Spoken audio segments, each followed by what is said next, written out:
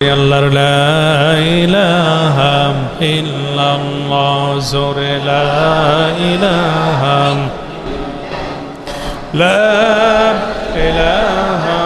ইল্লাল্লাহ মুহাম্মাদুর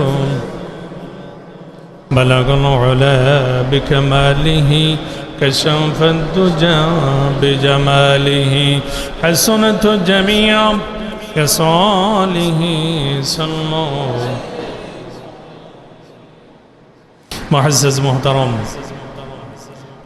হযরত উলামায়ে কেরাম হযরত উলামায়ে দ্বীন আমার সামনে বসা এলাকার বিভিন্ন অঞ্চল থেকে আগত ইসলাম প্রিয় দ্বীন প্রিয় ভাই এবং বাবাজিরা আল্লাহ পাক রব্বুল আলামিনের দরবারে লক্ষ কোটি শুকর এবং সাজুদ পেশ করছে যিনি আমাদেরকে জিলহজ মাসের এই দ্বিতীয় খুতবাতে সুস্থ শরীরে উপস্থিত হয়ে কিছুদিনের কথা বলার এবং শোনার জন্য তৌফিক ও সুযোগটুকুন এনায়েত করেছেন সে মনিবের দরবারে আমরা শুকরগুজার হচ্ছি সকলে পড়ছি আলহামদুলিল্লাহ।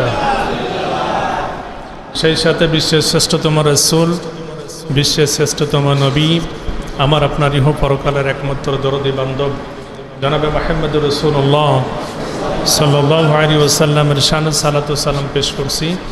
সবাই আরও একবার পড়ছি সাল্লাল্লাহু আলাইহি ওয়াসাল্লাম। আমি আপনাদের খেদমতে কোরআনুল কারীমের 21 নম্বর পারা 29 নম্বর সূরা সূরাতুল আনকাবুত। কি সূরা বললাম? সূরাতুল আনকাবুত। এই সূরাটি হচ্ছে মক্কি সূরা। কি সূরা? মক্কি সূরা। এই সূরার মধ্যে আয়াত আছে 69টি, রুকু আছে 7টি। আমি যে আয়াতে কারিমাটা তেলাওয়াত করেছি পঞ্চম রুকুর প্রথম আয়াত এবং কোরআনুল কারীমের সূরাতুল আনকাবুতের 45 নম্বর আয়াত। এর উপরে সংক্ষিপ্ত কিছু আলোচনা পেশ করব। আমার তৌফিকি ইল্লা বিল্লাহ। আমরা সকলে বলি আল্লাহুম্মা আমিন। জোরে কোন আমিন। আল্লাহ পাক রব্বুল আলামিন বলেছেন, আগে আমরা আয়াতের সরল তর্জমা শুনবো, এরপরে ব্যাখ্যার দিকে যাব।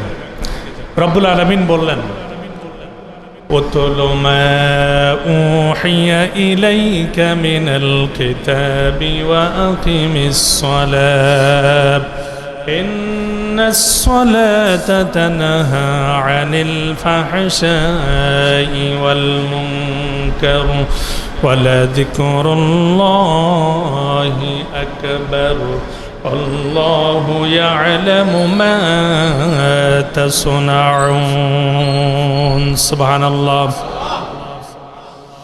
আল্লাহ পাক রব্বুল আলামিন বললেন, উতলু মা উহিয়া ইলাইকা মিনাল কিতাব।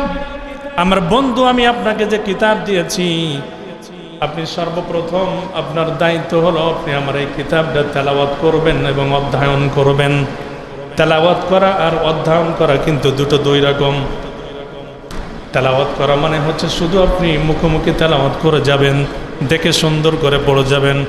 আর অধ্যয়ন করা মানে হচ্ছে আপনি তাফসীর সহ সুন্দর করে ব্যাখ্যা বিশ্লেষণ করে পড়বেন। আল্লাহ পাক রব্বুল আলামিন বললেন, বন্ধুরা, আপনার পর আমি যে কিতাব নাজিল করেছি আপনি এটা তেলাওয়াত করেন, অধ্যয়ন করেন। ওয়াকিমিস সালাত, আর নামাজ আদায় করেন এবং নামাজের শিক্ষা আপনার জীবনের সকল ক্ষেত্রে সব সময়ের জন্য প্রয়োগের ব্যবস্থা করেন। সুবহানাল্লাহ। আকিমিস সালাত, নামাজ প্রতিষ্ঠা করা মানে শুধু নিজে পড়া না। তাহলে আল্লাহ দিতেন আদাউস সালাত, নামাজ আদায় করেন, তার মানে আপনি পড়লেই হয়ে যেত। আল্লাহ দিয়েছেন কি? আকিমুস সালাত, নামাজ কায়েম করেন, অর্থাৎ আপনি পড়বেন আর এই নামাজের শিক্ষা আপনার জীবনে বাস্তবায়ন করবেন। আপনার ছেলেমেয়েদেরকে নিয়ে পড়াবেন, আপনার স্ত্রীকে নিয়ে পড়াবেন, সবাইকে নিয়ে নামাজ পড়তে হবে। এর নাম হচ্ছে আকিমিস সালাত। এরপরে আল্লাহ পাক রব্বুল আলামিন বললেন, ইন্নাস সালাতা তানহা আনিল ফাহশাই ওয়াল মুনকার। এই নামাজের শিক্ষা যদি আপনি জীবনে বাস্তবায়ন করতে পারেন তাহলে অবশ্যই এই নামাজ আপনাকে অশ্লীলতা এবং খারাপ কাজ থেকে দূরে রেখে দেবে। আল্লাহু ইয়ালামু মা তাসনাউন। আল্লাহ পাক রব্বুল আলামিন বললেন, সর্বোপরি তোমরা এটা জেনে রেখো যে তোমরা যেটা বলো আর যেটা করো সব কিছু আমি আল্লাহ পাক রব্বুল আলামিন জানি। বলেন না সুবহানাল্লাহ। এই সূরাটা হচ্ছে আনকাবুত সূরা। কি সূরা? সূরাতুল আনকাবুত। মক্কি সূরা মক্কা জীবনে যত সূরা নাজিল হয়েছে সব সূরাগুলির ভিতরে আল্লাহ পাক রব্বুল আলামিন তাওহীদ, রিসালাত এবং আখিরাতের উপরে আলোচনা করেছেন। তো সূরাতুল আনকাবুত হলো মাক্কি সূরা। এই সূরাটা নাজিল হলো কেন?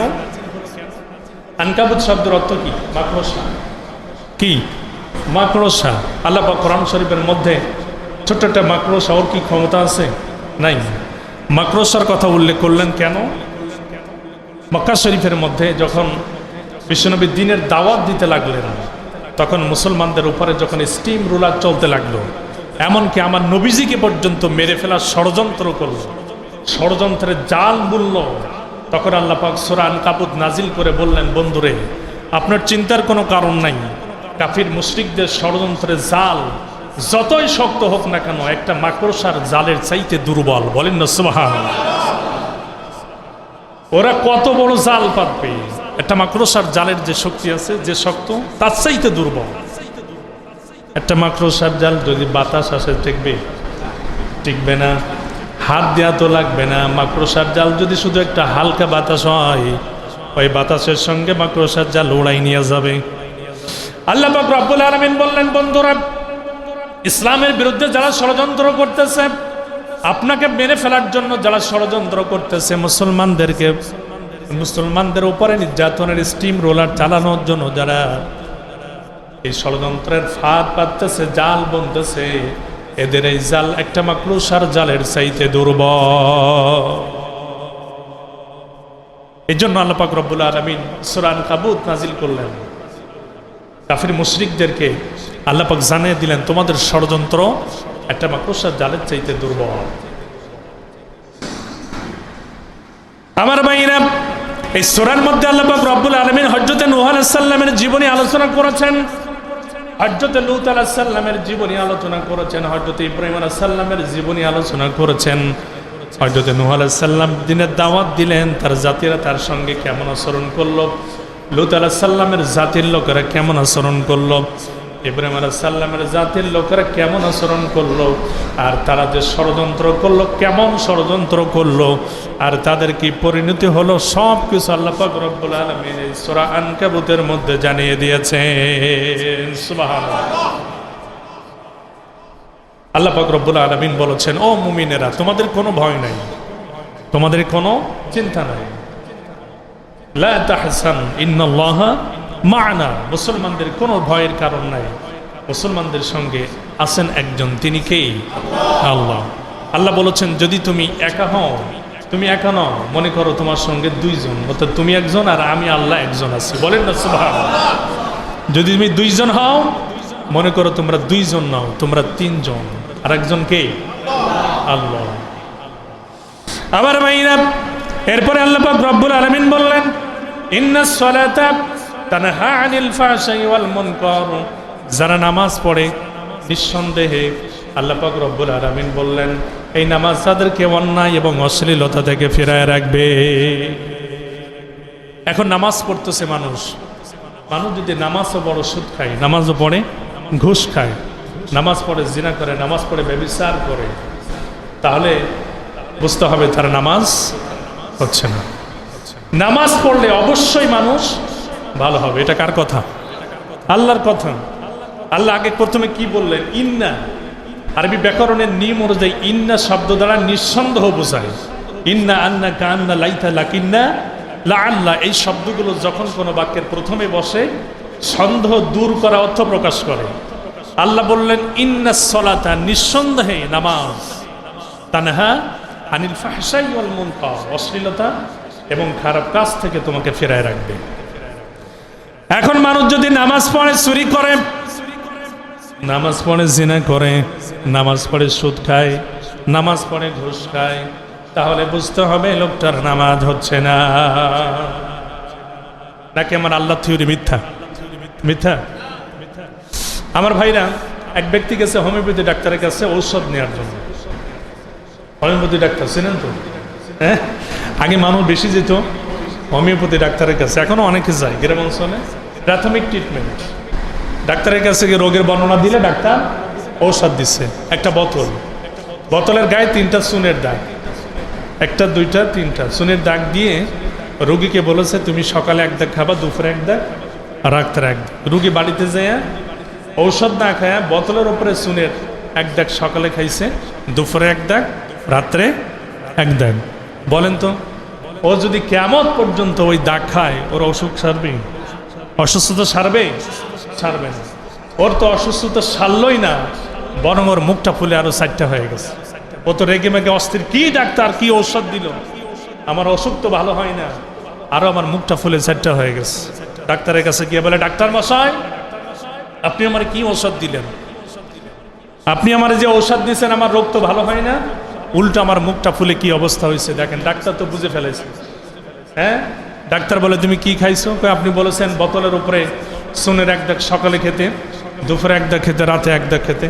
ডাক্তার বলে, মিয়া আমি তোমার চুনের দাগ খাতে বলে নেই, আমি তোমারে বলেছি বোতলের ভিতরে চুন বরাবর যে দাগ দিয়ে ওই দাগ বরাবর ঔষধ তুমি সকালে এক দাগ খাইবা, দুপুরে এক দাগ খাইবা, রাতে এক দাগ খাইবা। আমি তো তোমার ঔষধ খেতে বলেছি, আমি তো তোমার চুনের দাগ খেতে বলে না। বলেন তো দেখি ডাক্তার খারাপ না মেডিসিন খারাপ? ডাক্তারও ভালো, মেডিসিনও ভালো, কিন্তু প্রয়োগ বিধি খারাপ। এইভাবে ঔষধ যদি রোগী কিয়ামত পর্যন্ত খায় ওর অসুস্থতা সুস্থ হবে? হবে না। আমার ভাইরা, আল্লাহ পাক রব্বুল আলামিন বললেন নিঃসন্দেহে নামাজ পড়লে মানুষ ভালো হবে। আমার আল্লাহর থিওরির কোনো মিথ্যা নাই। মিথ্যা আছে নাকি? না। আর নামাজও ভালো। আপনি যদি নামাজকে নামাজের মতো করে আদায় করতে পারেন তাহলে ডাক্তারও ভালো, মেডিসিনও ভালো, অবশ্যই আপনি ভালো হয়ে যাবেন। এখন আপনি যদি নামাজ পড়েন ভালো হচ্ছেন না, বুঝতে হবে আপনার প্রয়োগ বিধি ঠিকভাবে হচ্ছে না। ঠিক না ঠিক? নামাজের মতো নামাজ আমাদের হচ্ছে না। আমার ভাইরা, তাফসিরে মারিফুল কোরআন এবং তাফসিরে ইবনে কাসিরের মধ্যে আসছে, আবু হুরায়রা থেকে বর্ণিত বিশ্বনবীর কাছে একজন সাহাবী এসে বললেন, ইয়া রাসূলুল্লাহ আপনার ওই সাহাবী তাহাজ্জুদের নামাজ পড়ে। কিসের নামাজ? তাহাজ্জুদের নামাজ পড়ে, আবার সকালে চুরিও করে।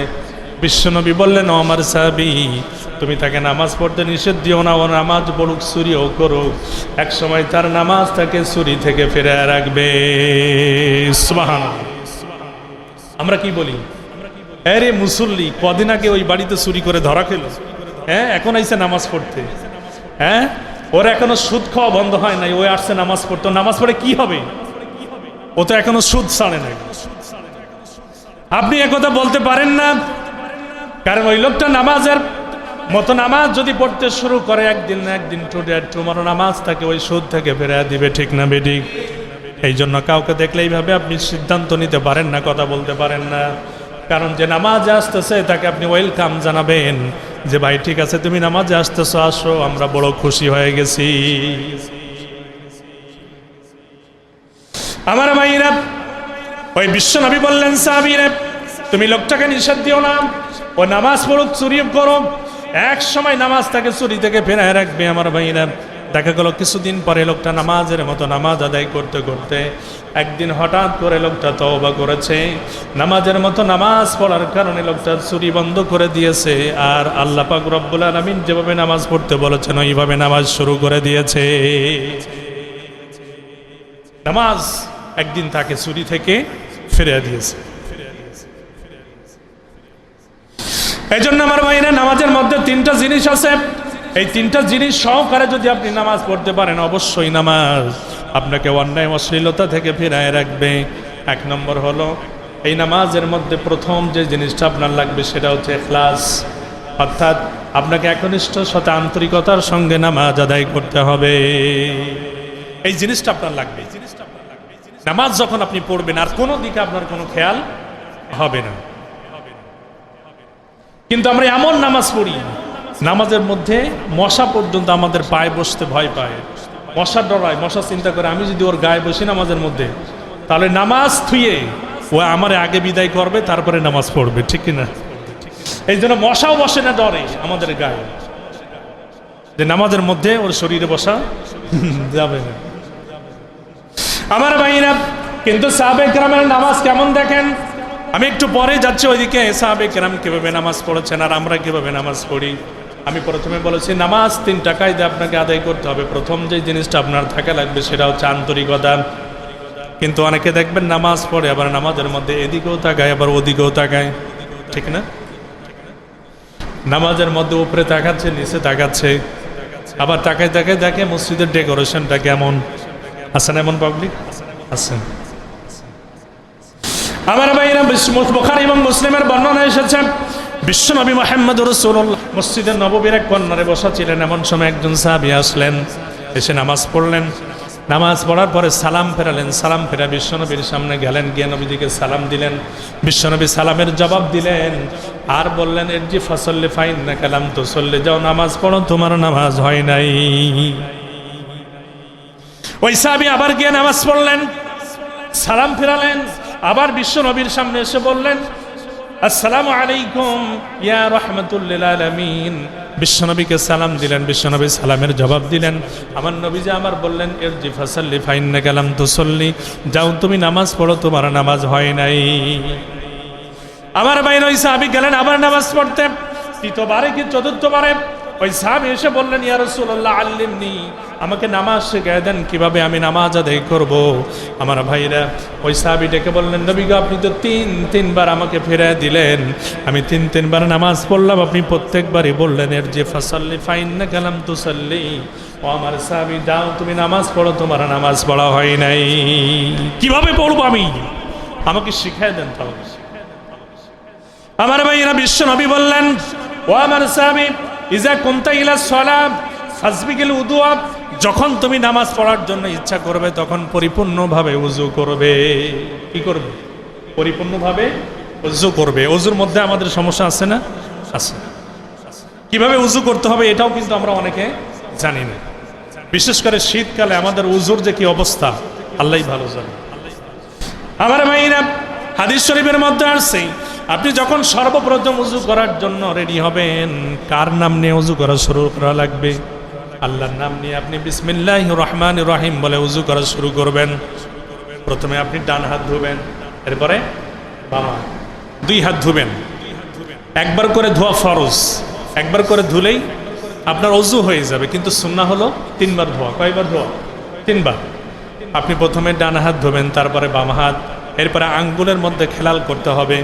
এইভাবে রাসূলুল্লাহ বলেছেন, আপনি ঠিক এইভাবে আঙ্গুলের মধ্যে খেলাল করবেন, কারণ শীতের সময় আপনি যদি আঙ্গুলের মধ্যে খেলাল না করেন, এই যে ভাজে ভাজে আপনার শুকনা থেকে যাবে, আপনার ওযু পরিপূর্ণ হবে না। যার পবিত্রতা যত ভালো তার নামাজ তত ভালো, আর যার নামাজ যত ভালো তার ঈমান তত ভালো, ঠিক কিনা? এই জন্য আপনি এইভাবে হাত ধুবেন, এরপর তিনবার আপনার গড়গড়া সহ কুলি করা লাগবে। প্রথম একবার আপনি পানি নিয়ে নর্মাল কুলি করবেন, তারপরে দুইবার গড়গড়া করে কুলি করবেন, এরপরে নাকে পানি দিবেন। তিনবার আপনাকে নাকে পানি দেওয়া লাগবে। প্রথমবার নাকে পানি দিবেন, এইভাবে কোষ করে পানি নেবেন, নাকে পানি হাত দিয়া এই কনিষ্ঠ আঙ্গুল আর বৃদ্ধ আঙ্গুলে দুই মাথা নাকের দুই ছিদ্রের মধ্যে আপনাকে ঢোকাই দিতে হবে। নরম জায়গা পর্যন্ত আঙ্গুল পৌঁছাই দিতে হবে। আপনি একবার ঢুকায় নাকটা ঝেড়ে ফেলবেন ভালো করে, দুইবার ঢুকে ঝাড়বেন, তিনবার আপনি ঝেড়ে ফেলবেন। তাহলে আপনার শরীরের মধ্যে যত অলসতা আছে সব কিছু দূর হয়ে যাবে।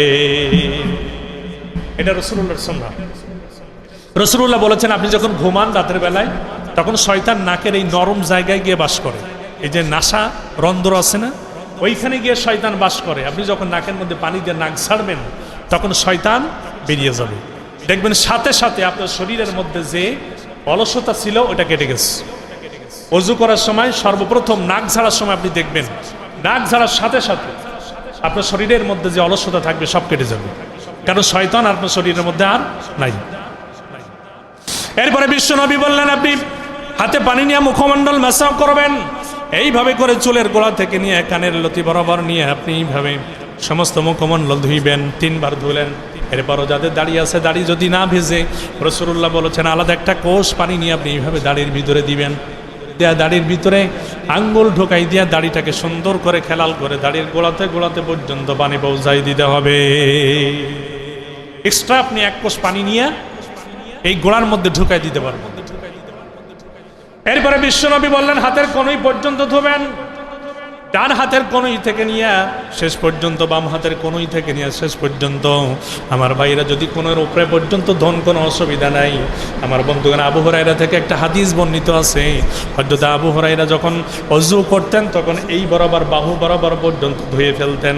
একজন সাহাবী বললেন, এ আবু হুরায়রা, তুমি যখন ওযু করো এই বরাবর পর্যন্ত কেন ধো? আবু হুরায়রা বলেন, আমি বিশ্বনবীর মুখে শুনেছি ওযুর পানি যেইখানে যেইখানে লাগবে কিয়ামতের দিন ওই জায়গাগুলো বিদ্যুতের মতো চমকাইতে থাকবে।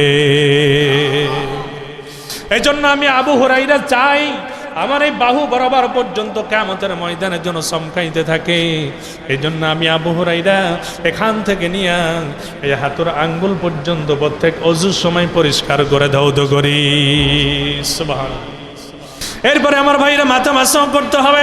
আপনি পানির ভিতরে হাত ঢুকায় আপনি এই 3 আঙ্গুল এক জায়গায় করবেন। এই 3টা আঙ্গুল এক জায়গায় করে আঙ্গুলটা এইভাবে সাথে নেবেন, এই 2 আঙ্গুলকে আলাদা রাখবেন। এরপরে এই আঙ্গুল মিলা আপনি এখান থেকে নেমাসও করবেন যেন এই 2 আঙ্গুল আপনার চুলে স্পর্শ না করে, এইভাবে নিয়ে যাবেন শেষ পর্যন্ত। এরপরে 2টা আঙ্গুলের 2টা কাজ আছে, আপনি 2টা আঙ্গুল কানের ভিতরে ঢুকাই দিবেন। এইপরে ঢুকে কানের এই ভিতরটা ঘোরায় না, এই বৃদ্ধাঙ্গুল আছে এটা আপনি কানের পিঠে দিয়ে নিয়ে যাবেন। এরপরে হাতের এই পিঠ 2টা নিয়ে মাথা থেকে নিয়ে ঘাড় মাসাও করে ছেড়ে দিবে। অনেকে বলেন, দেখবেন যে ঘাড় মাসাও করা কোনো হাদিস নাই, ঘাড় মাসাও করা লাগবে না।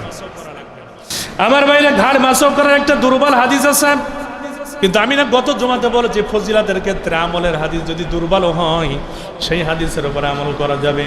আপনি যদি হাদিসটা মানেন, এই হাতটা যখন আপনি ঘোরাবেন দেখবেন ঘাড়ের যে 2টা শাহরগ আছে পানি লাগার সঙ্গে সঙ্গে ওই শাহরগ 2টা নরম হয়ে যাবে, আপনি শান্তি পাবেন। অনেকে যখন বমি করে দেখবেন বলবে ঘাড়ে পানি দে, ওরে ঘাড়ে পানি দে, বলে না যে ঘাড়ের শির কেটে যাবে, ওরে ঘাড়ে পানি দে। তারপরে কোনো ব্রেন স্ট্রোক বা এই ধরনের কোনো কিছু ভাব হলে আমরা ঘাড়ে মাথায় পানি দেই না কেন? এই শিরাগুলো যেন সচল হয়ে যায়, পানি পেলে সচল হয়। আপনি যখন ওযু করবেন দৈনিক 5 বার, তখন এই হাতের উল্টা পিঠ যখন ঘাট থেকে নিয়ে আসবেন, এই ঘাটটা মাসাও করবেন দৈনিক 5 বার, তখন আপনার এই নার্ভগুলো আপনার কথা মতো চলবে, আল্লাহ যেভাবে সৃষ্টি করেছেন ওইভাবে চলবে, ওতে কোনো ডিস্টার্ব দিবে না। বলেন না সুবহানাল্লাহ। এরপরে আপনি পায়ের গোড়ালি থেকে নিয়ে শেষ পর্যন্ত ধোবেন। এইভাবে হচ্ছে ওযু। এইভাবে যদি আপনি ওযু করেন, কিন্তু শীতকালে যখন আমরা পা ধুয়ে আঙ্গুলগুলি কিন্তু খেলাল করি না, পায়ের আঙ্গুলও কিন্তু খেলাল করা লাগবে। ডান হাত দিয়ে করবেন না বাম হাত দিয়ে? বাম হাত দিয়ে আপনি খেলাল করবেন। এইভাবে যদি আপনি ওযু করতে পারেন, এটাই হচ্ছে আপনার পরিপূর্ণ ওযু, এটাই হচ্ছে সুন্নাহ। আমার ভাইয়েরা, বিশ্ব নবী বললেন, ইজা কুমতা ইলা সলাতি ফাসবিকিল উদুয়া, যখন তুমি নামাজ পড়ার জন্য ইচ্ছা করবে পরিপূর্ণভাবে ওযু করবে। এরপরে নবীজি আমার বললেন, সুম্মাস্তাকবিলিল কিবলাতা ফাকাব্বির, তুমি নামাজের জন্য যখন সিদ্ধান্ত নিবে কিবলামুখী হয়ে দাঁড়াবে, এরপরে তাকবীর বলবে। তাকবীর বলে কি দিই আমরা? আল্লাহু আকবার। আপনি তাকবীর বলবেন, তাকবীর বলে আপনি হাত বাঁধবেন। আমার ভাইয়েরা, বিশ্ব নবী বললেন, সুম্মাকরা বিমা তায়াসরা মাকা মিনাল কোরআন, এরপরে তুমি কোরআনের ভিতর থেকে যেখান থেকে তোমার মুখস্থ আছে এখান থেকে তুমি সুন্দর করে তেলাওয়াত করবে। তেলাওয়াত হয়ে গেল, এরপর আপনি রুকুতে যাবেন। সুম্মারকা হাত্তা তাতমাইন্না রাকিয়া, নবীজি আমার বললেন রুকুতে যাবে, রুকুতে তুমি কিছুক্ষণ অবস্থান করবে। সুম্মারফা হাত্তা তাস্তামি কাইমান, রুকু থেকে উঠে তুমি সোজা হয়ে দাঁড়াবে। কিন্তু আমরা কি করি? রুকুতে যেতে দেরি, উঠতে দেরি হয় না, উঠতে দেরি, মাজা সোজা হয় না, আবার সেজদায় চলে যায়, ঠিক কিনা? রাসূলুল্লাহ কি বললেন? সুম্মারকা হাত্তা তাতমাইন্না রাকিয়ান, রুকুতে যাও, কিছুক্ষণ অবস্থান করো। কিছুক্ষণ আপনার তাসবিহ আছে, সুবহানা রাব্বিয়াল আযীম, আপনি পড়লেন 1 বার 2 বার 3 বার, পড়তে ধীর স্থিরভাবে পড়তে যত সময় লাগে পড়ে তারপরে আপনি ওঠেন। কিন্তু আমরা যে কি পড়ি এটাই তো আমরা বুঝি। যেতে দেরি কিন্তু উঠতে দেরি হয় না। কিভাবে পড়লাম? আমার ভাইয়ের, এবারে বিশ্ব নবী বললেন সোজা হয়ে দাঁড়াও। রুকু থেকে উঠে তোমাকে সোজা হয়ে দাঁড়াতে হবে, তাও কিছুক্ষণ। রব্বানা লাকাল হামদ হামদান কাসীরান তাইয়্যিবান মুবারাকান ফীহি, ধীর স্থিরভাবে বলো। এরপরে বিশ্বনবী বললেন, সুম্মা সুজুদ হাত্তা তাতমাইন্না সাজিদান, তুমি সিজদায় যাও, কিছুক্ষণ তুমি সিজদার মধ্যে থাকো। সিজদায় গিয়ে কিছুক্ষণ আপনাকে থাকতে হবে। এরপরে বিশ্বনবী বললেন, সুম্মারফা হাত্তা তাতমাইন্না জালিসান, সিজদা থেকে উঠে তুমি কিছুক্ষণ বসো। সুম্মা সুজুদ হাত্তা তাতমাইন্না সাজিদান। এরপরে বিশ্বনবী আবার বললেন, তুমি সেজদায় যাও, সেজদায় কিছুক্ষণ ধীর স্থির ভাবে থাকো। কিন্তু আমরা সেজদায় যাই কি যাই না, উঠে পড়ি, উঠলাম কি না উঠলাম আবার সেজদায়। তার মানে আমাদের এক রাকাত নামাজ পড়তে মনে হয় 30 সেকেন্ডও লাগে না। আচ্ছা বলেন তো, এই নামাজ যদি কিয়ামত পর্যন্ত পড়েন, এই নামাজ আপনাকে অন্যায় অশ্লীলতা থেকে ফিরে রাখবে? রাখবে। এই নামাজ যদি আপনি নামাজের মতো আদায় করতে না পারেন, তাহলে কোনোদিন নামাজ আপনাকে অশ্লীলতা, খারাপ কাজ থেকে বিরত রাখতে পারবে না। কিয়ামত পর্যন্ত পড়বেন, কিন্তু এই নামাজ আপনার কোনো উপকার দেবে না, বরং আপনার ক্ষতি হবে। কি হবে? ক্ষতি হবে। নামাজ থেকে যদি আপনি উপকার না পান, তাহলে তার অল্টারনেট কিছু হবে। একটা জিনিস যখন আপনি করবেন, হয় ভালো হবে নাই মন্দ হবে। একটা জিনিস আপনি প্রয়োগ করলেন, মেডিসিন খাইলেন, হয় ভালো হবে আর নেই খারাপ হবে, ঠিক কিনা? Good side and bad side আছে না, merits and demerits of its own. প্রত্যেকটা জিনিসের ভালো এবং মন্দ সাইড আছে। এখন ঔষধ খেলে হয় ভালো হবে নাই মন্দ হবে, নামাজ পড়লে হয় আপনি ভালো হবেন নাই আপনি খারাপের খারাপ হবেন। আপনার মতো খারাপ আর কেউ হবে না। আমার ভাইয়ের এরপরে বিশ্ব নবী বললেন, সুম্মার ফাব হাত্তা তাস্তাবি কাইমান, সিজদা থেকে তুমি সোজা উঠে দাঁড়াও। বিশ্বনবী বললেন, এইভাবে যদি তুমি নামাজ পড়ো, সুম্মা ফাল যালিকা ফি সালাতিকা কুল্লিহা, শুধু এক রাকাত নয়, যদি তুমি 4 রাকাত পড়ো, প্রত্যেক রাকাতের নামাজ এইভাবে তোমাকে আদায় করা লাগবে। এটাই হচ্ছে রাসূলের নামাজ। ওই সাহাবীকে বিশ্বনবী এইভাবে শিক্ষা দিলেন যে তুমি যে নামাজ পড়েছো, ওই নামাজ পরিপূর্ণ হয় না। তোমাকে রুকুতে গিয়ে কিছু সময় দিতে হবে, সেজদায় গিয়ে কিছু সময় দিতে হবে, সেখান থেকে উঠে তোমাকে সময় দিতে হবে। আপনি রুকুতে গিয়ে ঠিক যতটুকুন সময় দিবেন, রুকু থেকে উঠেও আপনাকে ঠিক ততটুকুন সময় দেওয়া লাগবে। সেজদাতে গিয়ে ঠিক ততটুকুন সময় দিবেন, সেজদা থেকে উঠেও ঠিক ততটুকুন সময় দিবেন, আবার সেজদায় দিয়ে ততটুকুন, আবার সেজদা থেকে উঠে আপনি এরকম সোজা হয়ে দাঁড়াবেন। মেরুদণ্ড ফুললি স্ট্রেট হয়ে দাঁড়াতে হবে। আমার ভাইরা, এইভাবে যদি নামাজ আদায় করেন, এইটাই হচ্ছে নামাজের মধ্যে আপনার ধীর স্থিরতা, খুশু এবং খুজু। এইভাবে যদি নামাজ আদায় করেন, তাহলে এটাই নামাজের মতো নামাজ হবে। খুশু আর খুজু হচ্ছে নামাজের মধ্যে স্থিরতা, আর নামাজের বাইরের স্থিরতা। অর্থাৎ নামাজের বাইরে আপনার বডিকে স্থির রাখতে হবে, স্থির রাখতে হবে, আর নামাজের ভিতরেও আপনার মনটাকে স্থির রেখে দিতে হবে। খুশু খুজু দুইটা অর্থ, একটা ভিতরের স্থিরতা আর একটা বাইরের স্থিরতা। আবু হুরায়রা থেকে বর্ণিত, বিশ্বনবী সাল্লাল্লাহু আলাইহি সাল্লাম একদিন দেখলেন একজন সাহাবী নামাজ পড়তেছে আর দাড়ি নিয়ে খেলা করে। বিশ্বনবী বললেন, এর নামাজের মধ্যে খুশু খুজু নাই, এই জন্য এই নামাজের মধ্যে দাঁড়ায় দাঁড়ায় দাড়ি নিয়ে খেলা করে। এইভাবে নামাজ পড়া যাবে না। আমার ভাইরা,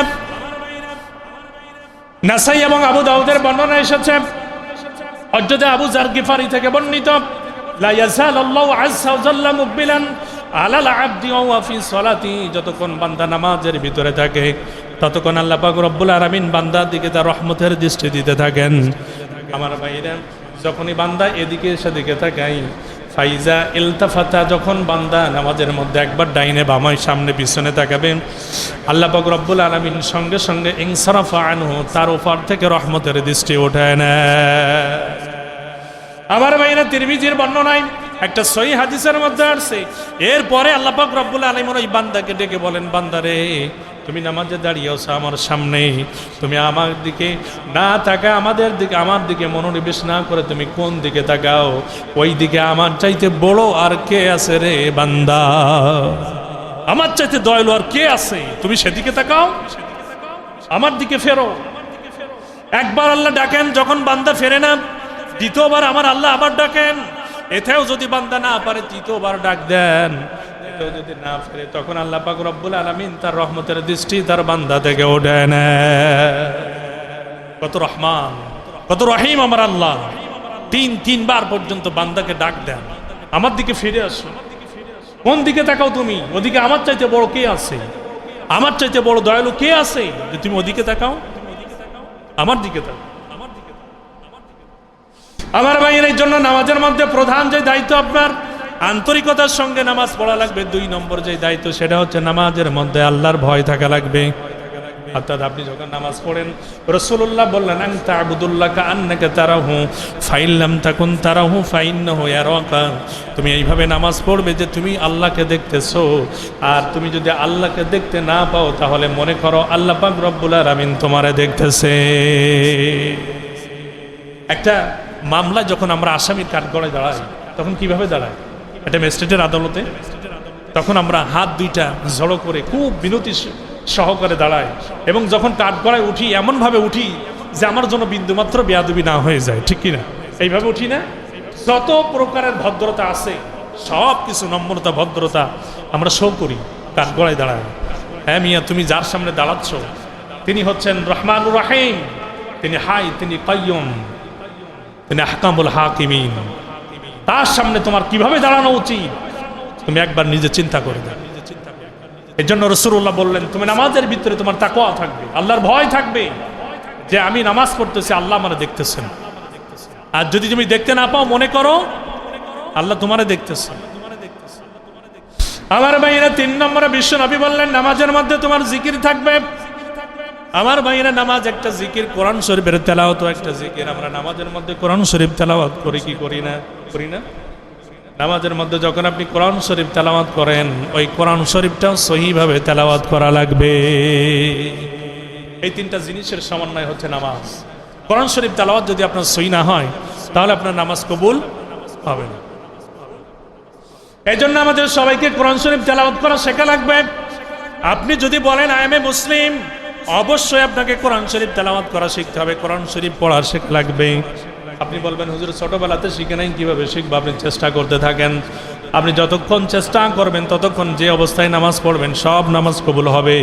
কিন্তু আপনি যদি চেষ্টা না করেন, শুধু বসে থাকেন আর বলেন জানি না কেমনে পড়বো, জানি না কেমনে পড়বো, তাহলে কিন্তু ওই নামাজ আপনার কবুল হবে না। কোরআন শরীফ তেলাওয়াত যেটা করবেন সেটা সহি হওয়া লাগবে। এবার আপনি বলেন তো, আমরা যে 100 জন তেলাওয়াত করি কয়জনের সহি তেলাওয়াত আছে? শতকরা আমরা হাতে গোনা কয়জন বলবো? 2 জন ধরা যায়, সর্বোচ্চ 5 জন। 5 জনের তেলাওয়াত সহি, আর বাকি 95 জনের তেলাওয়াত সহি না। তাহলে এই নামাজ কিভাবে আপনাকে অন্যায় অশ্লীলতা থেকে ফেরায় রাখবে?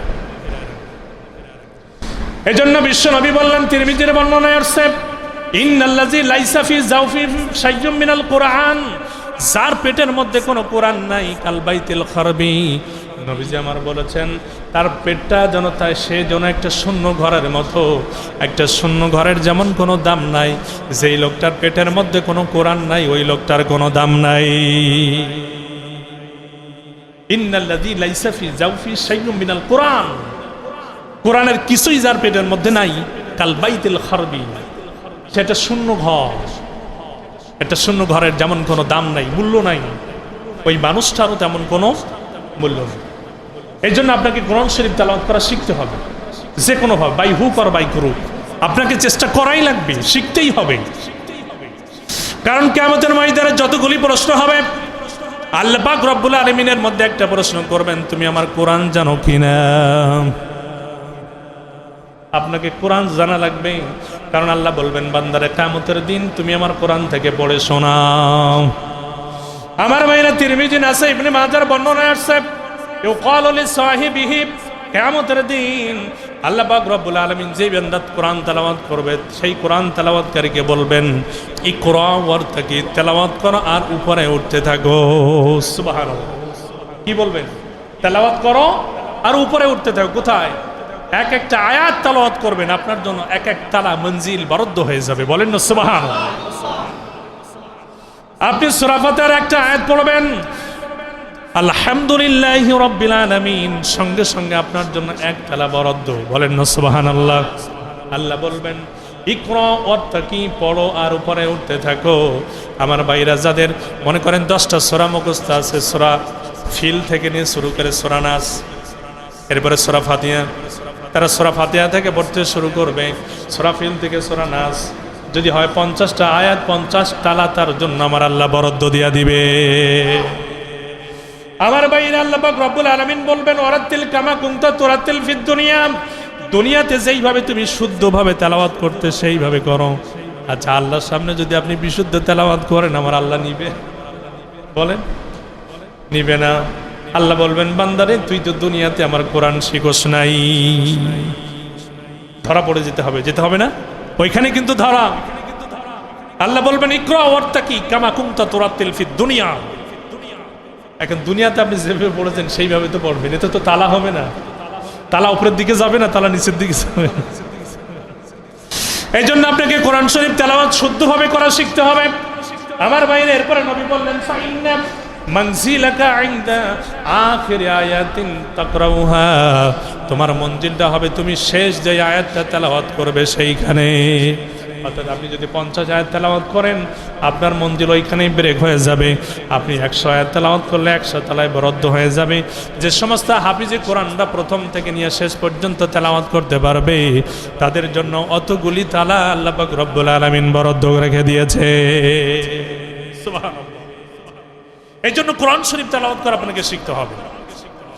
নামাজ শুদ্ধ হওয়ার জন্য প্রথম যে শর্ত আমি বলেছিলাম, 1 নম্বর নামাজের মধ্যে আপনার একাগ্রতা থাকা লাগবে। 2 নম্বর হচ্ছে আপনাকে আল্লাহর ভয় দিয়ে নামাজ আদায় করা লাগবে। 3 নম্বর হচ্ছে আপনার কোরআন শরীফ সহি হওয়া লাগবে। এই 3টা যদি আপনার না হয় আল্লাহর কসম আপনার ওই নামাজ কিয়ামত পর্যন্ত কবুল হবে না। এই 3টা সহকারে আল্লাহ আমাদের নামাজ পড়ার তৌফিক দেন, বলেন আমিন। আর জোরে কোন আমিন। আমার বন্ধুগণ, তো নামাজ পড়লে মানুষ ভালো হবে ঠিক যেভাবে সাহাবে কেরাম নামাজ পড়েছেন।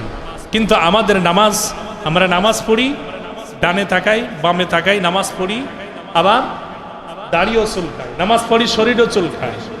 আমার ভাইরা, এই আমলে কাসির নামাজের মধ্যে করা যাবে না। আমলে কাসির যদি আপনি নামাজের মধ্যে করেন তাহলে ওই নামাজ আপনার বাতিল হয়ে যায়। আমলে কাসির মানে যে আমলটা বারবার করা হয়, অর্থাৎ আপনি চুলকাচ্ছেন 1 বার 2 বার 3 বার চুলকাতেই আছেন এইভাবে, এটা বলে আমলে কাসির। কিন্তু নামাজের মধ্যে আপনার টুপি যদি মাথা থেকে পড়ে যায় আপনি টুপি উঠায় নিতে পারবেন, আপনি 1 হাত দিয়ে মাথায় টুপি উঠায় নিতে পারবেন, এতে নামাজের কোনো ক্ষতি হবে না। চুলকাচ্ছে আপনি 1 বার 2 বার 3 বার চুলকাতে পারেন, এতে নামাজের কোনো ক্ষতি হবে না। কিন্তু আপনি যদি একাধিক ক্রমে এই কাজ করতেই থাকেন, এটা হচ্ছে আমলে কাসির। এই কাজ করলে আপনার নামাজ হবে না, নামাজ বাতিল হয়ে যাবে। এই জন্য নামাজের মতো যদি পড়েন, ইন্নাস সালাতা তানহা আনিল ফাহশাই ওয়াল মুনকার, অবশ্যই নামাজ আপনাকে অশ্লীল এবং খারাপ কাজ থেকে ফেরায় রাখবে। আমার ভাইয়েরা, সাহাবে কেরাম কিভাবে নামাজ পড়েছেন? আমার বন্ধুগণ, সাহাবে কেরাম যখন নামাজ পড়তেন, রাসূলুল্লাহর একজন সাহাবী ছিলেন, উনি যখন নামাজ আদায় করতেন উড়ন্ত পাখি এসে ওনার মাথার উপরে বসে যেত। পাখি আন্দাজ করতে পারতো না এটা কোনো মাটির স্তূপ হবে নাকি কোনো মানুষ নামাজ আদায় করে। সুবহানাল্লাহ। হ্যাঁ, পাখি এসে মাথার পরে বসে যায়, পাখি আন্দাজ পায় না এটা মানুষ না কোনো মাটির স্তূপ। আমার ভাইয়েরা, রাসূলুল্লাহর একজন সাহাবী ছিলেন হযরত ওসমান গনি, ইসলামের 3য় খলিফা হযরত ওসমান গনি। যখন নামাজ আদায় করতেন উনি নামাজের মধ্যে এত একাগ্রতা ছিল, উনি নামাজের সেজদায় যখন পড়ে যেতেন তখন উড়ন্ত পাখি এসে ওনার মাথার উপরে বসে যেত। পাখি আন্দাজ করতে পারতো না এটা কোনো মানুষ হবে নাকি কোনো মাটির স্তূপ হবে। হাই হাই, কি নামাজ!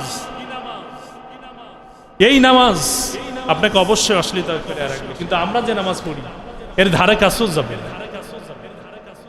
আমার ভাইয়েরা, শেরে খোদা হযরত আলী কাররামাল্লাহু ওয়াজহাহু, উনি যখন নামাজের কায়দায় নামাজের পাটিতে দাঁড়িয়ে যেতেন চতুর্দিকে ওনার আর কোনো খেয়াল থাকতো না।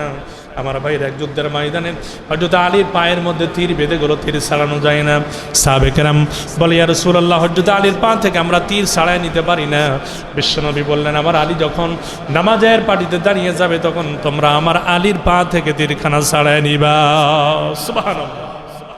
আমার ভাইরা, হযরত আলী নামাজের পাটিতে দাঁড়িয়ে গেলেন, সাহাবে কেরাম নামাজের মধ্যে পা থেকে তীরখানা ছাড়িয়ে নিলেন। ছাড়িয়ে নেওয়ার পরে হযরত আলী সালাম বললেন, আসসালামু আলাইকুম ওয়া রাহমাতুল্লাহ, আসসালামু আলাইকুম ওয়া রাহমাতুল্লাহ। সাহাবীরা, আমার পায়ে তীর কই? সাহাবে কেরামকে বলে, আলী রে, তুমি যখন নামাজের পাটিতে দাঁড়িয়েছো তোমার পা থেকে তো আমরা তীর ছাড়াই নিতে পারছিলাম না, তখন তুমি নামাজের পাটিতে দাঁড়িয়ে গেছো। বিশ্বনবী বলেছেন, তোমার নামাজের হালতে তোমার পা থেকে তীরখানা ছাড়িয়ে নিতে, আমরা তোমার নামাজের হালতে তোমার পা থেকে তীরখানা ছাড়িয়ে নিয়েছি। সুবহানাল্লাহ। কি নামাজ পড়েছেন সাহাবে কেরাম! হ্যাঁ, পায়ে তীর বাঁধে তীর ছাড়াই না, টের পায় না। মাথায় এসে পাখি বসে, টের পায় না। আর মশা বসে না, ডরে। মশা কয়, নামাজ থেকে ওই আমার আগে বিদায় দেবে। মশা আমাদের গায়ে ডরে বসে না। এই জন্য নামাজ শুধু পড়লে হবে না, নামাজের মতো নামাজ করতে হবে।